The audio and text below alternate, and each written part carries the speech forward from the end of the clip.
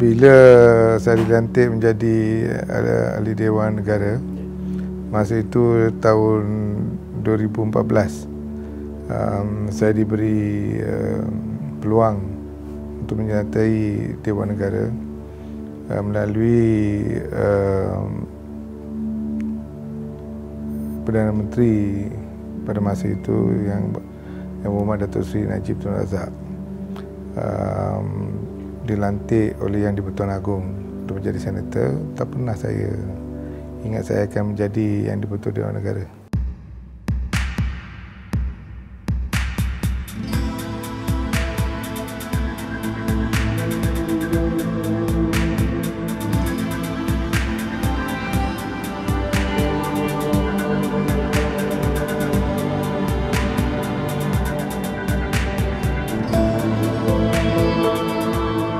Semua yang telah menyandang kerusi Yang di-Pertua Dewan Negara adalah suci, kerana ia adalah sebuah dewan yang mulia. So, kerja kita ataupun apa juga pendapat saya sebagai seorang politik, bila saya duduk dalam kerusi tersebut, saya lepaskan semua jawatan saya dan hanya untuk memastikan kemuliaan dan kewibawaan dewan yang mulia ini terus dipegang.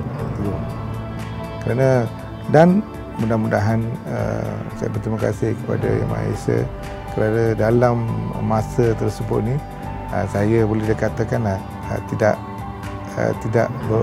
kontroversi bila yang pihak-pihak yang dulu kerajaan dan sekarang pembangkang pun tidak membangkitkan perkara-perkara yang nak turunkan saya dan sebagainya, walaupun dalam peraturan masyarakat memang tak boleh, you cannot remove. Okey. Ini kita tengok ni. Pakaian ni tadi. Ini masa jadi di-Pertuan Dewan tu. Dewan Negara. Inilah pakaiannya. So akan jadi sejarah. Yes, akan jadi sejarah. Memang tak ada tempat untuk kita pakai lagi lah. Okey. Ini hanya boleh berlaku di negara kita lah. Yeah. Bila peluang diberi kepada semua.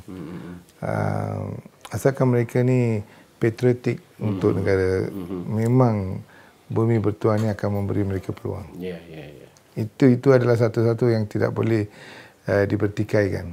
Kalau kita betul-betul ada juga remaja-remaja yang berdedikasi, yang berpatriotik kepada negara ini, saya pasti mereka akan diberi peluang. Maknanya warna kulit tu tidak menjadi perbezaan. Tak ada. Di Malaysia ini semua berpeluang untuk sampai di mana bumi dipijak, di situ langit dijunjung. Ya. Kerajaan membuat penyelidikan balik supaya kuasa Raja-Raja Melayu dikembalikan. Kenapa ni adalah satu soalan yang tak munasabah. Raja-Raja Melayu adalah raja-raja untuk saya pun. Dia adalah dikatakan Raja-Raja Melayu, tapi saya sebagai warga negara Malaysia, memang Raja-Raja Melayu ni adalah raja-raja untuk saya. Bila saya telah dilantik menjadi Yang di-Pertua Dewan Negara, saya telah pergi ke negeri Johor untuk Speakers Conference. Bila saya sampai ke sana, dengar titah tuanku, ada rasa bahawa masalah dengan kuasa Raja-Raja Melayu ni dirampas, dikemukakan. Dan bila saya dengar ucapan titah tuanku, bila saya balik ke Parlimen, saya telah memberi arahan kepada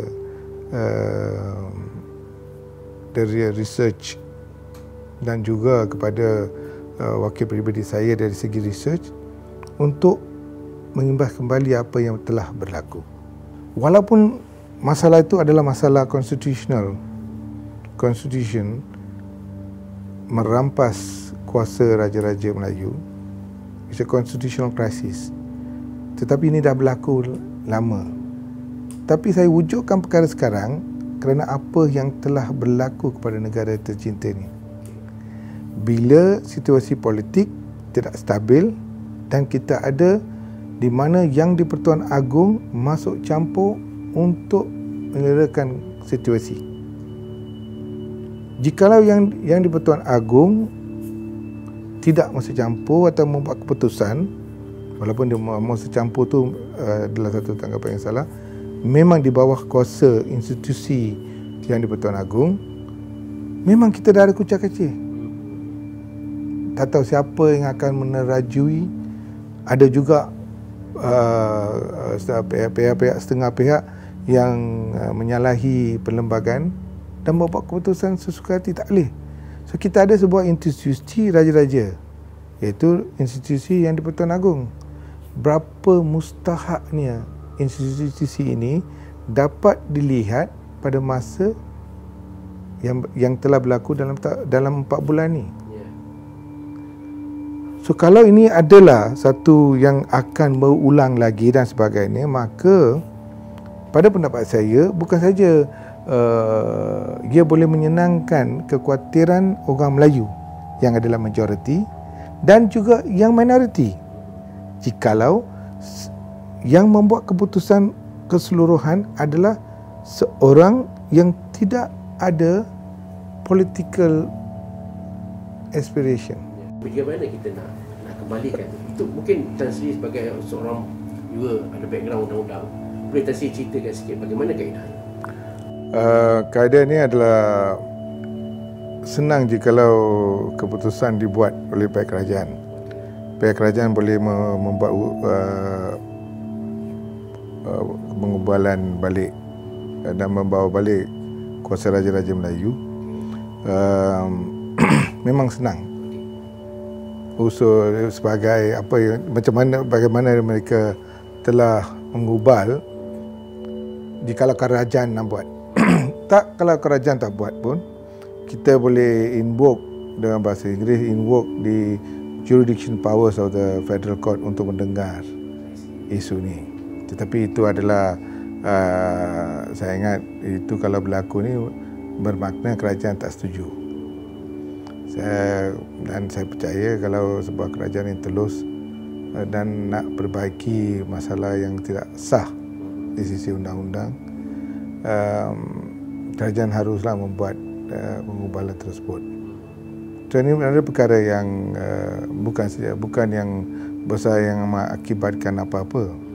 Ini akan memperbetulkan situasi yang di mana perkara konstitusional yang ataupun perlembagaan yang serius adalah jikalau raja-raja, kuasa raja-raja Melayu boleh dirampas, apatah lagi rakyat atau rakyat umum. Itulah masalah. So macam yang sebagai mana yang saya telah katakan, ini adalah dia boleh dipermudahkan dengan hasrat kerajaan untuk memperbetulkan situasi dan keadaan. Ini adalah report yang telah dibuat dalam masa 5 tahun yang saya beritahu. 72 muka surat. Ini dibuat bukan sekarang. Ini dibuat pada tahun yang saya telah memberitahu. Lim Kay Siang, dia pun bantah. Lim Kay Siang bantah. Karpas Singh, Mendiang Karpas Singh pun bantah. Tunku Razali. Yang memuat Tunku Razali pada 19 bulan 1 93. Majlis Raja-Raja Melayu telah bersidang pada hari ini telah menyatakan pendirian menolak cadangan pindangan ini perkara 38/4. Perlembagaan negara jelas menyebutkan tiada apa-apa undang-undang yang menyentuh secara langsung keistimewaan, kedudukan, kemuliaan atau kebesaran raja-raja boleh diluluskan dengan tiada persetujuan Majlis Raja-Raja. Bermakna semua yang terlibat dalam ni memang tak boleh dia deny bahawa memang tidak ada persetujuan. Walaupun 83, pindahan 83 ataupun 93 memang tidak ada persetujuan dari Raja-Raja Melayu. Ini boleh dikatakan dicabul lah. Persiapan pilihan raya memang pada masa sekarang ini memang dilakukan oleh setiap parti politik, bahkan kerajaan ataupun pembangkang, kerana situasi memang begitu. Dan untuk MIC kita bersiap siaga secara setakat yang boleh, kerana ada banyak kekeliruan dan ketidakpastian berkenaan dengan kerusi dan sebagainya. Untuk MIC sebagai sebuah parti politik, apa yang berlaku pada 2018 ni boleh dikatakan ada hikmah di sebalik, kerana parti MIC ni banyak bergantung kepada handout dan sebagainya. So bila kita kehilangan kerajaan, dah tak ada orang dah tolong kita, dah tak ada duit dah. So bila kita boleh dikatakan buang dalam laut, kalau tak renang ni lemas lah.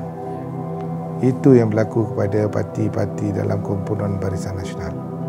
Dan mudah-mudahan kita telah bangkit dan keluar sebagai lebih kuat dan apa yang berlaku pada 2018. Banyak orang yang mengatakan bahawa MIC ini semua parti-parti yang dalam barisan ini pencuri, penyangak dan sebagainya. Tapi kita di luar juga 2 tahun walaupun kita pembangkang tak pernah ditangkap pun.